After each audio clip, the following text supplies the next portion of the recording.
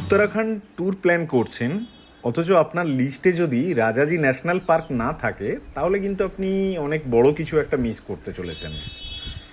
আমি সত্যি বলছি, আমি এখানে এসে আমার ভীষণ ভালো লাগছে এবং আমি কিন্তু এটা একবারও কল্পনা করিনি। প্রথমেই আপনাদের সঙ্গে এই উডেন কটেজগুলো শেয়ার করে নেবো, যেটা আমরা বুক করেছি। আর এটাও কিন্তু গারোয়াল মণ্ডল নিগম লিমিটেডের, মানে জিএনবিএনের এটা একটা প্রপার্টি, এবং এটা একটু কস্টলি প্রপার্টি, বাট অসাধারণ। একটু দেখিয়ে নেবো। নমস্কার, আমি শুভ্র, আর আজকে আমাদের সপ্তম দিন উত্তরাখণ্ড ফ্যামিলি ট্রিপের। তো আজকে আমরা পৌঁছে গেছি হচ্ছে রাজাজি ন্যাশনাল পার্ক। এখানেই আমরা আছি, এই জিএনবিএনের এই কটেজে, রয়্যাল কটেজ এটা। এখানে আপনার কস্টিং হচ্ছে অ্যারাউন্ড 7,000 টাকা মতো করে হচ্ছে এই রুমগুলো। রুমটাও আমি একটু দেখিয়ে নেব, ক্লিনিং চলছে। পুরোটাই উডেন কটেজ, এখানে বসার জায়গা, টিভি, মানে ডাইনিং স্পেস আপনি বলতে পারেন। এছাড়া খুব সুন্দর ওয়াশরুম, বেডরুম, এসি, সব কিছু আছে। সকাল থেকে সারা দিন আপনি শুধু পাখির কলরব শুনতে পাবেন, আর রাতের বেলা বিভিন্ন জীবজন্তুর আওয়াজ কিন্তু কানে আসবে। ওয়াশরুমও খুব পরিষ্কার পরিচ্ছন্ন। এটা বলতে পারেন প্রিমিয়াম একটা কটেজ বাংলো।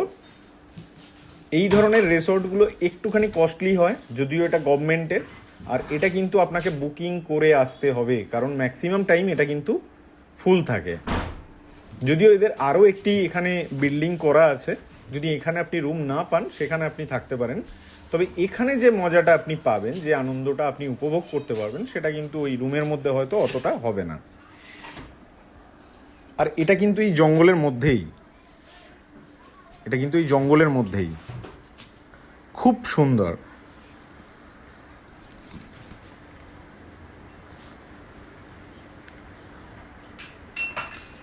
আমরা অনেকবার ভাবছিলাম যে উত্তরাখণ্ড আমরা যে এই 7 দিন 8 দিনের প্ল্যানিং নিয়ে যে বেরিয়েছি, তো এর মধ্যে এই পাহাড় ছাড়া কি এই জঙ্গল সাফারি এগুলো কি ঠিক হবে? তো হ্যাঁ, আমরা পরে ঠিক করলাম যে রাজাজি ন্যাশনাল পার্ক কিন্তু আমরা ঘুরে দেখব। বিশেষ করে আমরা যখন এই ফটো ভিডিও দেখেছিলাম এই রিসর্ট প্রপার্টিটার, তখনই আমরা ঠিক করে নিয়েছিলাম যে এখানে একদিন হলেও আমরা থাকব, এবং রাজাজি ন্যাশনাল পার্কে যে সাফারি হয়, জঙ্গল সাফারি হয়, 3 ঘন্টার সাফারি হয়, সেই সাফারিটা আমরা উপভোগ করব। তাহলে কি হচ্ছে, আমাদের পাহাড় ঝর্ণা এগুলো দেখার সঙ্গে সঙ্গে জঙ্গল সাফারিও হয়ে যাচ্ছে। আর ফ্যামিলি ট্রিপে এর থেকে ভালো আর কিছু হয় না।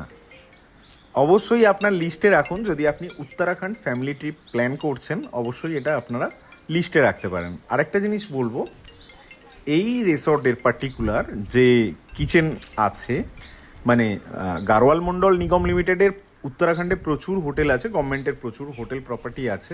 পার্টিকুলার এই হোটেলটার যে রান্না বান্না অসাধারণ, মানে মুখে লেগে থাকবে।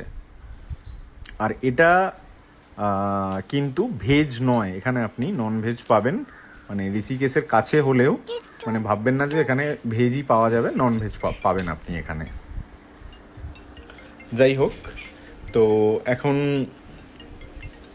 আমরা বেরিয়ে পড়ছি জঙ্গল সাফারির উদ্দেশ্যে। জঙ্গল সাফারির ব্যাপারটা একটুখানি বলে রাখি। জঙ্গল সাফারি কিন্তু এখানে অনেকগুলো শিফটে হয়, এবং সেই জিনিসগুলো আমি পুরোপুরি আপনাদেরকে গাইড করে দেব। কত টাকা খরচা পড়বে, কি কি দেখতে পেতে পারেন, সেগুলো সমস্ত কিছু আমি বলবো। ভিডিওটা সম্পূর্ণ দেখবেন, তাহলে আপনাদের ভালো লাগবে। প্রথমেই বলে রাখি, এখানে জঙ্গল সাফারি যে গাড়ি নিয়ে হয় সেটা হচ্ছে জিপসি। মানে এখন যেটা জিমনি আপনারা দেখেন, তার আগের জেনারেশন জিপসি যেটা ছিল, জিপসিতে জঙ্গল সাফারি হয়। জঙ্গল সাফারির জন্য গাড়ি আপনি রিসর্টে যদি থাকেন ওখান থেকেই আপনি বুক করে নিতে পারবেন, এবং এটা কিন্তু অনেকগুলো শিফটে হয়। গভীর জঙ্গলে এখনও আমরা পৌঁছাইনি, তবে এখান থেকেই বেশ এক্সাইটমেন্ট, বেশ ভালো লাগছে। একটা একদম খরস্রোতা বা জল শুকিয়ে যাওয়া একটা নদী এখানে আছে, সেটা পার করলেই ওই দিকটা জঙ্গল, মানে গভীর জঙ্গলে আমরা প্রবেশ করব। একদম ঢোকার মুহূর্ত থেকেই আমাদের যেটা দর্শন হলো সেটা হচ্ছে ময়ূর।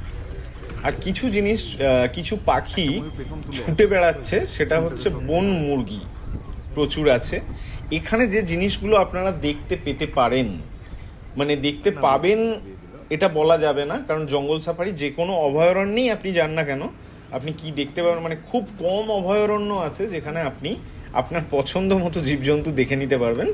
তাই এখানে আপনার দেখার চান্সেস থাকে, তবে এমন নয় যে আপনি সব কিছু দেখে নিতে পারবেন। আর এটা কিন্তু বেশ বড়, ছোটোখাটো নয় কিন্তু বেশ বড়, দেখে বোঝা যায় না যে এত বড়। হ্যাঁ, বেশ বড় এরিয়ায় জঙ্গল সাফারিটা হয় এবং 3 ঘন্টা ধরে জঙ্গল সাফারিটা হয়।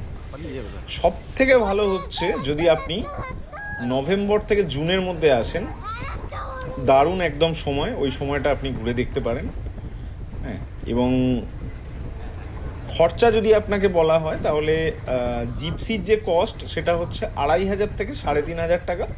এরপরে আনুষঙ্গিক কিছু থাকে, সেটা আপনাকে ওখানে কথা বলে নিতে হবে, ঠিক আছে। আর এখানে একটা এন্ট্রি ফিজ আছে, সেটা হচ্ছে 150 টাকা পার পার্সন, মানে পার পার্সন আপনার 150 টাকা করে একটা এন্ট্রি ফিজ আছে। ব্যাস এইটাই হচ্ছে এখানে খরচা, বাকি তেমন কিছু নেই। এই আমরা জঙ্গলে একটু গভীরের দিকে আমরা প্রবেশ করছি, সঙ্গে আমাদের কাছেও দুটো রয়্যাল বেঙ্গল টাইগারের ছানা আছে। আমরা সিটে বসিয়ে নিয়ে চলেছি তাদেরকে। এই যে উড়ে যাচ্ছে ময়ূর, ময়ূর আর বন মুরগি প্রচুর আছে, প্রচুর আছে।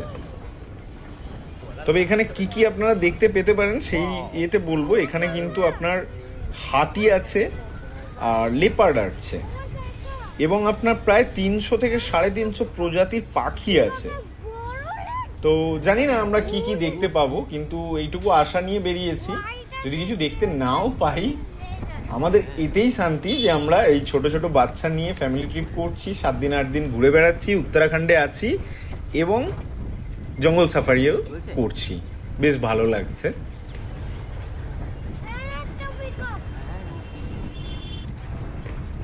ময়ূর, বন মুরগি এইগুলোর পর যেটা আমরা দেখতে পেলাম সেটা হচ্ছে, ফার্স্ট যেটা দেখতে পেলাম সেটা হচ্ছে হরিণ। হরিণ কিন্তু এই যে প্রজাতিটা দেখতে পাচ্ছেন, এই প্রজাতিটা প্রচুর পরিমাণে আছে,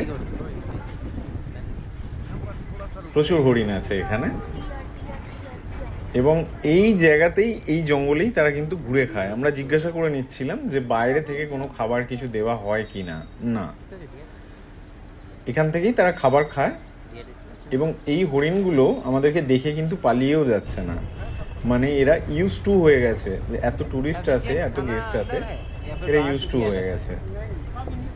অন্যান্য যে অভয়ারণ্যগুলো আছে তাতে যে থ্রিলিং এক্সপিরিয়েন্স সেইটা হয়তো এখানে পাবো না, তার কারণ এখনো পর্যন্ত ভয়ানক কিছু দেখিনি। আমার মনেও হচ্ছে না, ড্রাইভারকে জিজ্ঞাসা করলে যেমন অন্যান্য জঙ্গল সাফারি করার সময় ড্রাইভারেরা বলে কালকেই দেখা গিয়েছিল, উনিও তাই একই কথা বললেন যে 2 দিন আগেই দেখা গিয়েছিল। তো যাই হোক, হয়তো দেখা যায় মাঝে মাঝে, আমাদের ভাগ্যে নেই। আর না হলেও আমার কোনো অসুবিধে নেই, কারণ আমি শুধু এখানে বাঘ সিংহ দেখতে আসিনি, যদিও এখানে লেপার্ড আছে। আর সত্যি কথা বলতে কি, এরা লুকিয়েই থাকে, তারা তো জঙ্গল সাফারি দেখতে আসে না, বিশেষত লেপার্ড তো আসবে না। তবে আমার মতে আপনারা সকালের দিকে সাফারিটাই করুন যদি এখানে আসছেন। তো সকালে এই যে মানে ক্লিয়ার লাইট এবং সুন্দর দৃশ্য, এবং সেটা যদি আপনি ক্যামেরাবন্দি করতে চান তাহলে এই সকালের লাইটটাই সব থেকে ভালো লাগবে। আমি ভেবেছিলাম আরও গভীর কিছু হবে, না সেরকম কিছু না, যদিও একদিকে ভালো, কারণ আমাদের কাছে দুটো ছোট বাচ্চা আছে, ভয়ানক কিছু না হওয়াই ভালো, এটাই ঠিক আছে। আরেকটা জিনিস যেটা বলা হয়নি, এখানে কিন্তু মানে প্রচুর গাছপালা আছে, যে গাছপালাগুলো কিন্তু মানে সচরাচর দেখতে পাওয়া যায় না। এগুলো প্ল্যান করেই লাগানো আছে, কারণ অভয়ারণ্য মানেই হচ্ছে সেখানে সাধারণ মানুষজন সেখান থেকে কেটে নিয়ে যাওয়া, চুরি করা, এগুলো খুব কমই হবে। বিশাল বড় ফরেস্ট।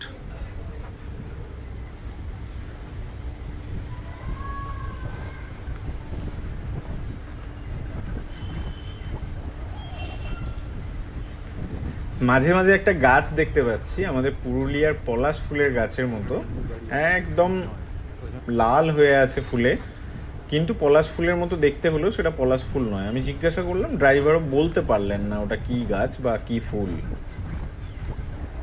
কিছু দেখা পেলেই ভালো, কারণ আজকেই আমাদের শেষ দিন, এখানে আমরা লাস্ট আজকের দিনটা থাকবো। কালকে আমরা এখান থেকে বেরিয়ে যাব এবং আমরা সাহারানপুর থেকে আবার ট্রেন ধরে নেব, তারপরে আমরা বাড়ি। না, আর মনে হয় না কিছু দেখার চান্স আছে। ওইটুকুই আমাদের ভাগ্যে ছিল, যেটা হচ্ছে কি হরিণ, ময়ূর এবং অজস্র পাখি। এই একটা সাফারি করে জিপ ফিরছে।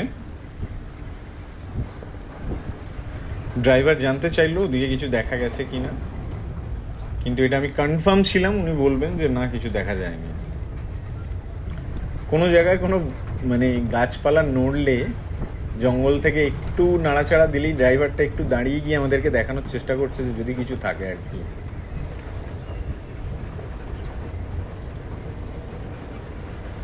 যাই হোক, আমাদের খারাপ লাগেনি, আমাদের ভালো লেগেছে। আর আপনারাও আসুন, আপনাদেরও ভালো লাগবে। আমি এইটুকু বলতে পারি যে মানে এইটা আপনাদের কিন্তু একদমই ওয়েস্টেজ অফ মানি নয়, কারণ এই জিপে করে ঘোরাটাই অনেক দারুণ লাগে জঙ্গলের মধ্যে। তবে একটা ছোট্ট অ্যাডভাইস, জঙ্গলটা হচ্ছে আমাদের না, যাদের জন্য বানানো, যাদের অভয়ে থাকার জন্য বানানো, তাদের জায়গায় গিয়ে দয়া করে নোংরা কিছু ফেলে আসবেন না। মানে খাবারের টুকরো বা হচ্ছে কি প্লাস্টিক, এইগুলো দয়া করে ফেলবেন না। আর কোনো রকম কোনো নেশার বস্তু সেগুলো কিন্তু এখানে রেখে আসবেন না, ফেলে আসবেন না, খেয়ে আসবেন না। Thank you. আর ভালো লাগলো বেশ। আপনাদের কেমন লাগলো জানাবেন। যদি ভিডিওটা ভালো লেগে থাকে অবশ্যই লাইক করবেন।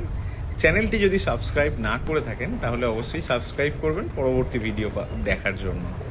ধন্যবাদ।